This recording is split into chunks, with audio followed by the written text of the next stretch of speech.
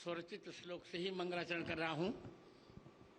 आप जिस छंद में कहें मोदी जी उसी छंद में श्लोक तत्काल में बनाऊं।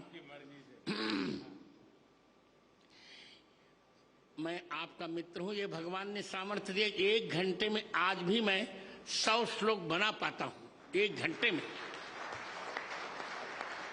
मंदाकिनी पयः पूर सिक्त पादाम्बुजाय च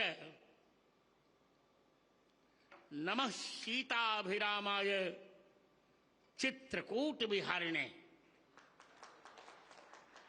श्री सीतानाथ समारंभाम श्री रामानंदार्य मध्यमाम अस्मदाचार्य पर्यंताम वंदे श्री गुरु परंपराम। श्री राम जय राम। मेरे 2 मित्र हैं। सांसारिक दृष्टि में लोक में मेरे मित्र हैं नरेंद्र भाई मोदी। ये कोई चाटुकारिता नहीं। भारत के यशस्वी प्रधानमंत्री नरेंद्र भाई मोदी और अलौकिक मित्र हैं भगवान श्री कृष्ण। मेरे अभिन्न मित्र भारत के यशस्वी प्रधानमंत्री जिन्होंने 9 वर्षों में भारत की काया बदल डाली। कौन कल्पना कर सकता था कि हम चंद्रमा के दक्षिण ध्रुव पर चले जाएंगे? कौन कल्पना कर सकता था? इलेक्शन कमीशन से मैंने पूछ लिया है, 370 हट जाएगी। कौन कल्पना कर सकता था ट्रिपल तलाक समाप्त होगा? कौन कल्पना कर सकता था कि महिला आरक्षण विधेयक पास होगा? ऐसे यशस्वी प्रधानमंत्री मेरे, भले वो मुझे गुरुजन कहे पर वो मेरे मित्र हैं। मैं उन्हें मित्र ही मानता हूं और मित्र ही मानता रहूंगा। मित्रम प्रीति रसायनम नयनयो। और मेरे स्नेह भाजन मध्य प्रदेश के राज्यपाल मंगू सिंह भाई पटेल और मध्य प्रदेश के यशस्वी मुख्यमंत्री शिवराज सिंह, समागत सभी माताओं बहनों मित्रों बालकों और बालिकाओं और बालकों, आज श्री तुलसीपुर चित्रकूट में मैं सभी का स्वागत क्या करूं। मैं सभी का मंगलाशासन करता हूं। आचार्य स्वागत नहीं करता, वो मंगलाशासन करता है। मैं सबका मंगलाशासन कर रहा हूं। आज मेरे हर्ष की सीमा इसलिए नहीं है कि बंद नेत्रों से जीवन के 2 महीने बाद ही नेत्रों को खोकर मैंने अपनी यात्रा प्रारंभ की। एक संस्मरण छोटा सा सुनाकर मोदी जी, 4 साल का मैं था तब, जब मेरी चिकित्सा मुंबई में चल रही थी, तो डॉक्टरों ने कहा नेत्र अब नहीं ठीक हो सकेंगे। उसी समय मुरारजी देसाई के भतीजे थे अमोल जी देसाई, बहुत अच्छे डॉक्टर थे, गुजराती जानते थे। उन्होंने कहा मुझसे, मेरा पहला नाम लेकर, गिरिधर उदास मत हो, तुमको 2 नेत्र मिल जाएंगे। कौन से? तो उन्होंने गुजराती का एक गीत पढ़ा, गीता रामायण मारी अंतरनी आंखो, प्रभु ये दीधी छे मने उड़वानी पांखो। मैंने यही मूल मंत्र जीवन में उतारा और जीवन के 5वें वर्ष में पूरी गीता कंठस्थ कर ली 15 दिन में। और जीवन के 7वें वर्ष में मैंने संपूर्ण रामचरितमानस कंठस्थ कर लिया। 2 आंखें मुझे मिल गई मित्र। कभी भी मैंने ब्लाइंड कंसेशन नहीं लिया, कभी भी मैंने ब्लाइंड छात्रवृत्ति भी नहीं ली क्योंकि मैं अपने को दृष्टि बाधित मानता ही नहीं। संतत्व की जहां तक परिभाषा है, आपको जानकर अच्छा लगेगा। संत वो जगत गुरु वो होता है तो तीनों ग्रंथों पर भाष्य लिखता है, गीता जी, ब्रह्मसूत्र और उपनिषद। आपके स्नेह से मित्र, मैंने 1998 में ही तीनों पर भाष्य लिख लिया था और तत्कालीन प्रधानमंत्री मेरे बड़े अच्छे मित्र यशस्वी अटल बिहारी वाजपेयी ने उसका लोकार्पण किया था। मैं जगत गुरुत्व की पूर्ण योग्यता मैंने प्राप्त की और आज की तारीख में मेरे अतिरिक्त भारत में कोई भी ऐसा जगत गुरु नहीं है जिसने तीनों पर भाष्य लिखा हो। ये आपको बताकर मुझे अच्छा लगेगा कि मैं अपनी बिरुदावली नहीं कर रहा हूं, पर आपको लगना चाहिए कि बंद आंखों से भी कितना काम किया जा सकता है।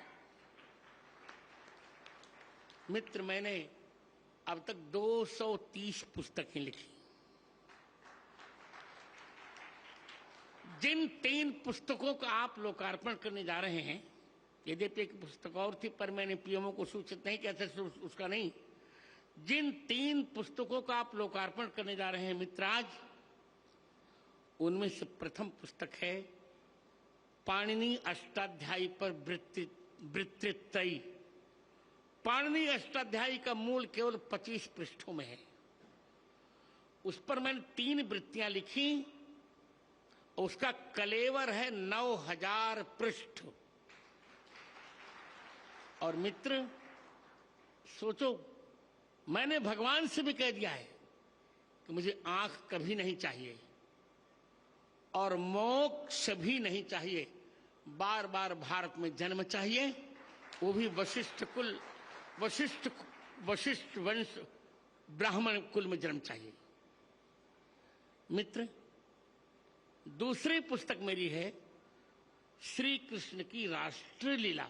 राष्ट्रलीला तो सभी जानते हैं भगवान की, राष्ट्रलीला कोई जानता नहीं। एक अफवाह लोगों ने फैलाई कि श्री कृष्ण के परिवार ने मदिरा पान किया, उच्छृंखल हो गया। सारे विषयों को मैंने खंडन लिखा उसमें, जिसका लोकार्पण आप करने जा रहे हैं, श्री कृष्ण की राष्ट्रलीला। और तृतीय ग्रंथ है मेरा, जो आज के समय में सबसे बड़ा संस्कृत का महाकाव्य है। उसका नाम है श्री रामानंदाचार्य चरितम। 27 सर्गों का यह महाकाव्य है, उसकी हिंदी भी है। इन 3 ग्रंथों का आज आप लोकार्पण करेंगे। यही मेरा सारस्वत सम्मान है और सबसे बड़ा सम्मान है। मेरी कल्पना में या मेरी भावना में यह है कि मेरे सामने दो लोग हों, भगवान राम और भारत माता। तो मोदी जी, पहले मैं भारत माता को प्रणाम करूंगा, फिर भगवान को। एक वाक्य और बोलकर मैं दूंगा समय। मैं देख रहा हूं समय हो रहा है। भारत क्या है लोग समझ नहीं पाए। भारत शब्द 3 शब्दों को मिलकर बना है, भ, आ और रत। भ माने भगवान, आ माने आदर और र माने रत, प्रेम। जिस देश पर भगवान का आदर भी है और प्रेम भी है, उसको कहते हैं भारत। भरतानाम भक्ति भारतम। 3 भरतों के भजन भक्ति का जो आश्रय है, ऋषभ पुत्र भरत, शकुंतला दुष्यंत पुत्र भरत और दशरथ कैकेयी पुत्र भरत, इन तीनों का जहां आदर है, उस देश का नाम है भारत। उसी भारत को हम अब 25 वर्षों में विकसित भारत बनाने जा रहे हैं। बहुत जल्दी 5वीं अर्थव्यवस्था से बन गया। हम बहुत जल्दी 3 अर्थव्यवस्थाओं में भारत को देखने जा रहे हैं और यह श्रेय मेरे मित्र को जाता है। मैं बहुत प्रसन्न हूं। समय नहीं है, बोलता बहुत पर समय नहीं है।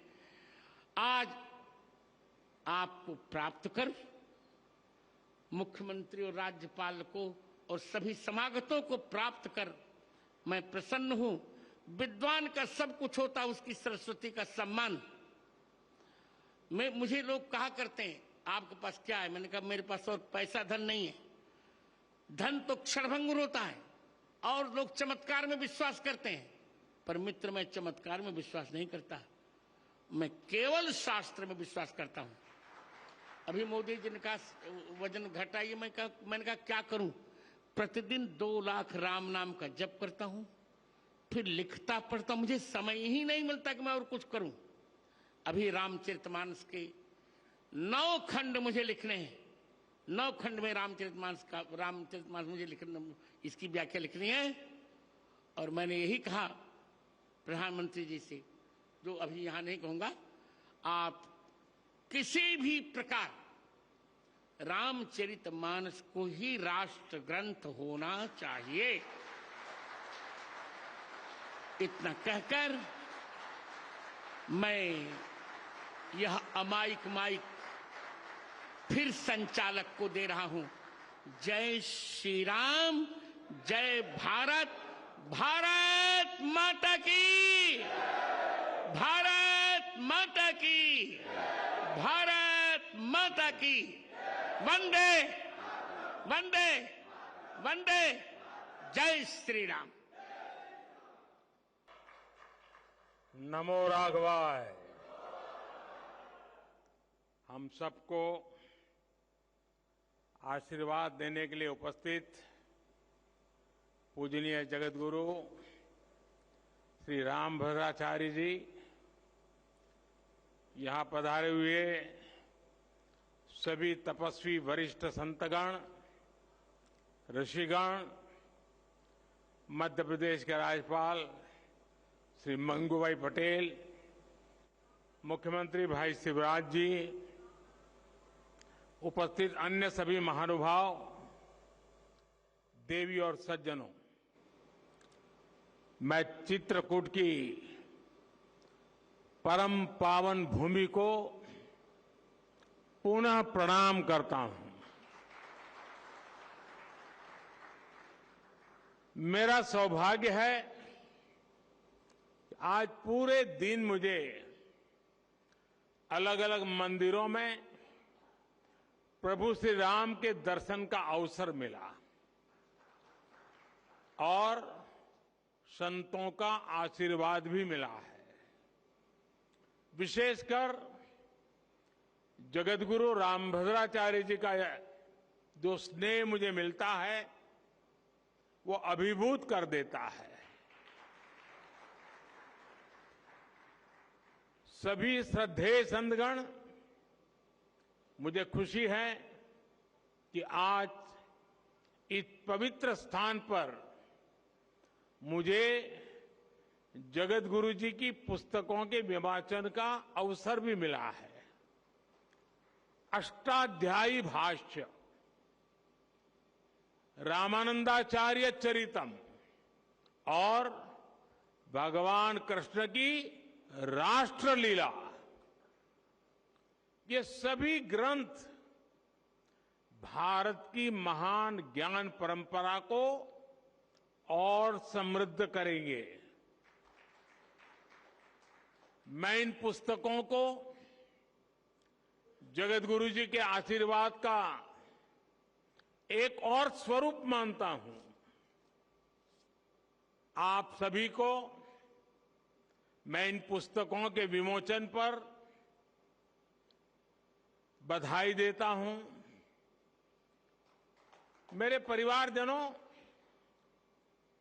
अष्टाध्यायी भारत के भाषा विज्ञान का,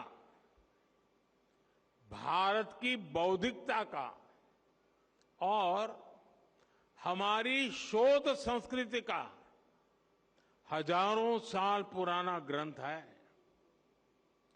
कैसे एक एक सूत्र में व्यापक व्याकरण को समेटा जा सकता है, कैसे भाषा को संस्कृत विज्ञान में बदला जा सकता है, महर्षि पाणिनि की हजारों वर्ष पुरानी रचना इसका प्रमाण है। आप देखेंगे दुनिया में इन हजारों वर्षों में कितनी ही भाषाएं आई और चली गई। नई भाषाओं ने पुरानी भाषाओं की जगह ले ली, लेकिन हमारी संस्कृत आज भी उतनी ही अक्षुण्ण, उतनी ही अटल है। संस्कृत समय के साथ परिष्कृत तो हुई, लेकिन प्रदूषित नहीं हुई। इसका कारण संस्कृत का परिपक्व व्याकरण विज्ञान है। केवल 14 माहेश्वर सूत्रों पर टिकी यह भाषा हजारों वर्षों से शस्त्र और शास्त्र दोनों ही विधाओं की जननी रही है। संस्कृत भाषा में ही ऋषियों के द्वारा वेद की ऋचाएं प्रकट हुई है। इसी भाषा में पतंजलि के द्वारा योग का विज्ञान प्रकट हुआ है। इसी भाषा में धन्वंतरी और चरक जैसे मनीषियों ने आयुर्वेद का सार लिखा है। इसी भाषा में कृषि पराशर जैसे ग्रंथों ने कृषि को श्रम के साथ साथ शोध से जोड़ने का काम किया है। इसी भाषा में हमें भारत भूमि के द्वारा नाट्य शास्त्र और संगीत शास्त्र का उपहार मिला है। इसी भाषा में कालिदास जैसे विद्वानों ने साहित्य के सामर्थ्य से विश्व को हैरान किया है। और इसी भाषा में अंतरिक्ष विज्ञान, धनुर्वेद और युद्ध कला के ग्रंथ भी लिखे गए हैं। और ये तो मैंने केवल कुछ ही उदाहरण दिए हैं।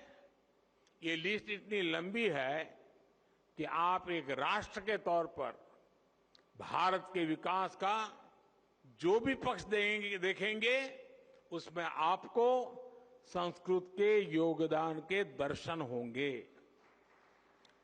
आज भी दुनिया की बड़ी बड़ी यूनिवर्सिटीज में संस्कृत पर रिसर्च होती है। अभी हमने ये भी देखा है कि कैसे भारत को जानने के लिए लिथुआनिया देश की राजदूत ने भी संस्कृत भाषा सीखी। यानी संस्कृत का प्रसार पूरी दुनिया में बढ़ रहा है। साथियों, गुलामी के 1000 साल के कालखंड में भारत को तरह तरह से जड़ों से उखाड़ने का प्रयास हुआ। इन्हीं में से एक था संस्कृत भाषा का पूरा विनाश। हम आजाद हुए, लेकिन जिन लोगों ने गुलामी की मानसिकता नहीं गई, वो संस्कृत के प्रति वैर भाव पालते रहे। कहीं कोई लुप्त भाषा का कोई शिलालेख मिलने पर ऐसे लोग उसका महिमा मंडन करते हैं, लेकिन हजारों वर्षों से मौजूद संस्कृत का सम्मान नहीं करते। दूसरे देश के लोग मातृभाषा जाने तो ये लोग प्रशंसा करेंगे, लेकिन संस्कृत भाषा जानने को ये पिछड़ेपन की निशानी मानते हैं। इस मानसिकता के लोग पिछले 1000 साल से हारते आ रहे हैं और आगे भी कामयाब नहीं होंगे। संस्कृत केवल परंपराओं की भाषा नहीं है, ये हमारी प्रगति और पहचान की भाषा भी है। बीते 9 वर्षों में हमने संस्कृत के प्रसार के लिए व्यापक प्रयास किए हैं। आधुनिक संदर्भ में अष्टाध्यायी भाष्य जैसे ग्रंथ इन प्रयासों को सफल बनाने में बड़ी भूमिका निभाएंगे।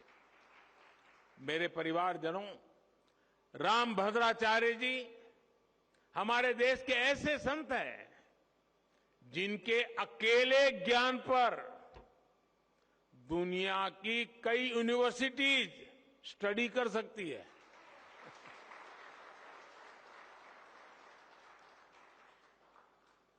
बचपन से ही भौतिक नेत्र न होने के बावजूद आपके प्रज्ञा चक्षु इतने विकसित हैं कि आपको पूरे वेद वेदांग कंठस्थ है।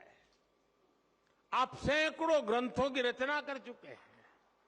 भारतीय ज्ञान और दर्शन में प्रस्थानत्रयी को बड़े बड़े विद्वानों के लिए भी कठिन माना जाता है। जगत गुरु जी उनका भी भाष्य आधुनिक भाषा में लिख चुके हैं। इस तरह का ज्ञान, ऐसी मेधा व्यक्तिगत नहीं होती। ये मेधा पूरे राष्ट्र की धरोहर होती है।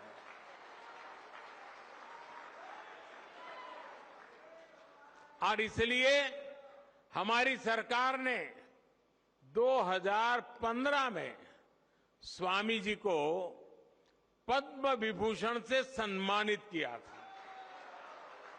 साथियों, स्वामी जी जितना धर्म और अध्यात्म के क्षेत्र में सक्रिय रहते हैं, उतना ही समाज और राष्ट्र के लिए भी मुखर रहते हैं। मैंने जब स्वच्छ भारत अभियान के 9 रत्नों में आपको नामित किया था, तो वो जिम्मेदारी भी आपने उतनी ही निष्ठा से उठाई थी।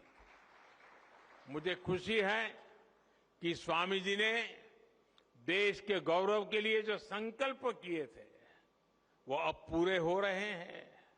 हमारा भारत अब स्वच्छ भी बन रहा है और स्वस्थ भी बन रहा है। मां गंगा की धारा भी निर्मल हो रही है। हर देशवासी का एक और सपना पूरा करने में जगत गुरु रामभद्राचार्य जी की बहुत बड़ी भूमिका रही है। अदालत से लेकर अदालत के बाहर तक जिस राम मंदिर के लिए आपने इतना योगदान दिया, वो भी बनकर तैयार होने जा रहा है। और अभी 2 दिन पूर्व ही मुझे अयोध्या में श्री राम जन्मभूमि तीर्थ क्षेत्र ट्रस्ट द्वारा प्राण प्रतिष्ठा समारोह में शामिल होने का निमंत्रण मिला है। इसे भी मैं अपना बहुत बड़ा सौभाग्य मानता हूं। सभी संतगण आजादी के 75 वर्ष से आजादी के 100 वर्ष के सबसे अहम कालखंड को, यानी 25 साल, देश जो अब उसे अमृतकाल के रूप में देख रहा है। इस अमृतकाल में देश विकास और अपनी विरासत को साथ लेकर चल रहा है। हम अपने तीर्थों के विकास को भी प्राथमिकता दे रहे हैं। चित्रकूट तो वो स्थान है जहां आध्यात्मिक आभा भी है और प्राकृतिक सौंदर्य भी है। 45,000 करोड़ रुपए की केन बेतवा लिंक परियोजना हो, बुंदेलखंड एक्सप्रेस वे हो, डिफेंस कॉरिडोर हो, ऐसे प्रयास इस क्षेत्र में नई संभावनाएं बनाएंगे।